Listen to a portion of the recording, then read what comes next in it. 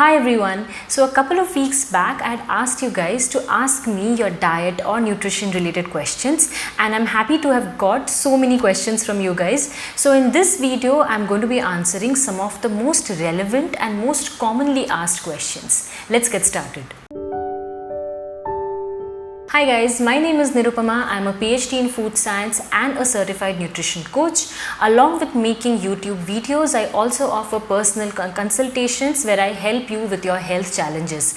If you want to get in touch with me, I leave a link for my website in the description box. Let's get started with the first question. The first question is a two-part question which says, what are the prospects of studying masters in dietetics and nutrition in India? Will it be worth it? Here's my take. I think the prospects of studying any dietetics or nutrition or food science related subjects in India is really good, because we do need well qualified, informed and educated people in the field who can spread truthful information, especially in today's world where there is a lot of scaremongering and a lot of misleading information put out through a lot of social media sources. So yeah, I think the prospects are really good. The second part of this question is how to explain to someone a lot older about certain foods being bad. It is so difficult to get them to make better choices, especially when they have grown up eating and drinking certain things. I think it is very tough to get your parents, grandparents or elders in the family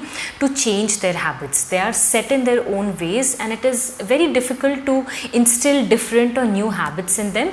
But I think the way to do it is by introducing small changes rather than bombarding them with too much. Small simple changes today will eventually lead to bigger and better changes over a period of time. So I've got quite a few questions about supplements. Let's take those questions first. This is a two-part question. The first part is, can you talk about food supplements? Do we need supplements if our diet is healthy and nutritious? Supplements are in no way a substitute for a healthy and balanced diet, but they do help in filling out nutritional gaps that might exist in your diet. So the way to go is to get a blood test done and check your iron, vitamin B12, vitamin D levels, and if everything is under control and you're confident about your diet, then you don't need to go for supplements. But if you're somebody who has deficiencies and you're not too sure about the food or the quality of food that you eat, then it is a good idea to incorporate a multivitamin in your regime, which will help in filling out those nutritional gaps in your diet. The second part of the question is,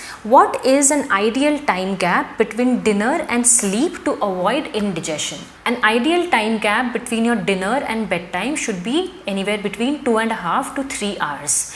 This makes sure that your stomach and your system has finished digesting the food before you go to sleep, because when you go to sleep you want your body's repair and recovery systems to function at their fullest, and they cannot function at their fullest if your stomach is still busy digesting food.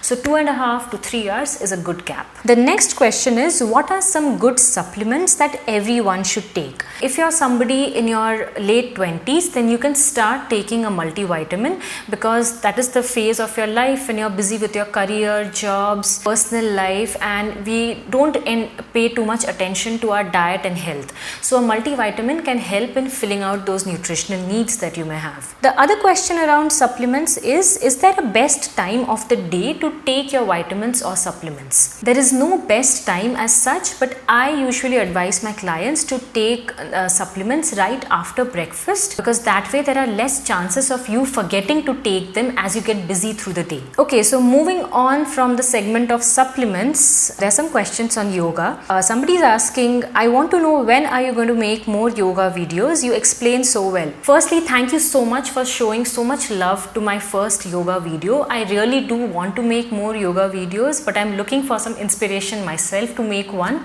but hopefully soon. The other question is, how long did it take for you to become familiarized with yoga? I think I've grown up watching a lot of yoga because my mom used to practice, and I used to always be in awe with poses, the balance and the flexibility that yoga involves.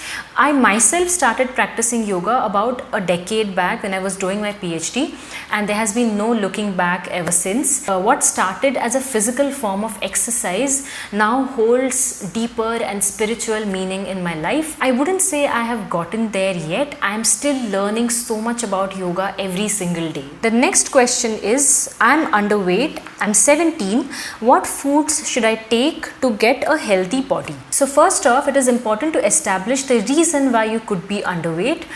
It could be family history, it could be excessive physical activity, or just naturally high metabolism, or it could also be thyroid related issue, an infection, some gut related issues, nausea, diarrhea, or autoimmune conditions like Crohn's. So I would really encourage you to first establish the cause, and if the reason is pure diet and nutrition related, then you could try incorporating some strengthening exercises in your routine and supplement that with a diet which is rich in proteins and fats. Good quality protein can come from sources like legumes, dairy and dairy products. If you're a meat eater, then non-vegetarian sources, fish, eggs, etc. Good quality fats can come from nuts, seeds, oils, fatty fish, egg yolk, etc. The next question is again a diet related question. It's a two-part question. The first part is, what's a good diet for body acne? And firstly, it is important to establish the cause of your acne. There could be many reasons: genetics, it could be hormonal, it could be stress, it could be due to some medications. Once you establish the cause, it's easier to find a solution to it. If you know or you think that it's certain foods or food groups aggravate your acne, then it's good to eliminate those foods from your diet for some time and see if that gives you any relief. But I would not encourage you to eliminate food groups without knowing what's causing the acne. The second part of the question is, how can you maintain a healthy lifestyle without diet? In fact, you can only maintain a healthy lifestyle when you're not following any kind of diet. Any diet that deprives you of certain foods or food groups is not worth following. A diet should be something which is wholesome and which you can follow for the rest of your life. The next question is, how many ounces of milk should I use for a glass of turmeric milk at night? Anywhere between 100 to 200 ml or 4 to 7 ounces of milk is good enough. Moving on to the next question. I accidentally viewed this channel and found it interesting. I've become a subscriber. Is it necessary to take almonds soaked overnight 1 hour before breakfast, or can you have them with breakfast for maximum benefit? Thank you for subscribing firstly. It doesn't really matter, soaked almonds will give you the same benefits no matter when you have them. Whatever works for you. If it's before breakfast that works for you, go for it. With your breakfast is also fine. The next question is, what can cause a leaky gut? Medical professionals and scientists are still trying to ascertain what leaky gut actually is. In fact, a lot of the practitioners do not even acknowledge something called leaky gut. So more research in the area is definitely warranted. In loose terms, leaky gut is a proposed medical condition where our intestinal lining, which is otherwise supposed to maintain tight junctions, becomes loose and permeable, allowing bacteria and other toxins to enter into the bloodstream. What causes a leaky gut are quite a few things. It could be an unhealthy diet rich in refined sugars and processed foods. It could be due to long-term use of non-steroidal anti-inflammatory drugs or NSAIDs. Leaky gut can also be caused due to nutrient deficiencies, excessive alcohol intake, gut-related issues or gut-related conditions like IBS, celiac disease or Crohn's disease. The next question is, can you suggest a diet for hypothyroidism? A diet for somebody who has hypothyroidism depends on the severity of your hypothyroidism or what the root cause is for your hypothyroidism. But generally speaking, a diet that is rich in good quality carbohydrates from whole grains and legumes,